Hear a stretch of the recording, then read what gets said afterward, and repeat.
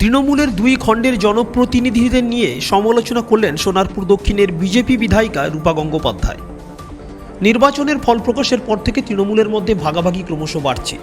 ভালো তৃণমূল, খারাপ তৃণমূল, কিংবা কুণাল ঘোষের কথায় চাটন ঋত তৃণমূল, কিংবা কালীঘাট তৃণমূল, সব মিলিয়ে তৃণমূল কার্যালয় কার দখলে থাকবে কিংবা তৃণমূলের ব্যাংক অ্যাকাউন্টের মালিকানা কারা হবেন সেটা তো সময়ের কথা।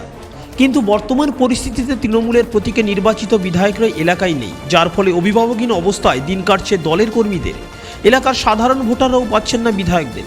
তার কারণ ঋতব্রত গোষ্ঠী তৃণমূলের বেশিরভাগ বিধায়ক কলকাতা ছেড়ে নিজের বিধানসভা কেন্দ্রে ফেরেননি।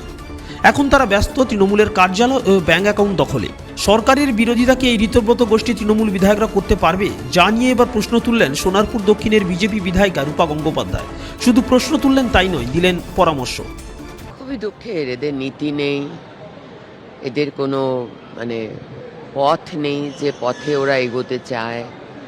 একটা ভাঙাচোরা টাইপের একটা অপোজিশন তো কোনো কাজেরই নয়। এরা নিজেরা মারামারি করছে।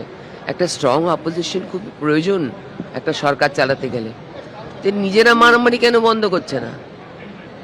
আর আমি ভাবছি যে মানুষগুলো এই নেতৃত্বকে জেতালো, সেই মানুষগুলোর কি অপরাধ হলো? আপনাদের তো জেতালো সেই মানুষগুলো। আপনারা নিজেরা কনস্টিটিউয়েন্সিতে যান, এখানে ওখানে ঘুরে না বেরিয়ে আর অ্যাসেম্বলির ধারে কাছে না থেকে আপনারা এই কাজ হয়ে যাবে। আপনারা কনস্টিটিউয়েন্সিতে যান, দেখুন আপনাদের মানুষজন, ওখানকার মানুষজন কি বলে।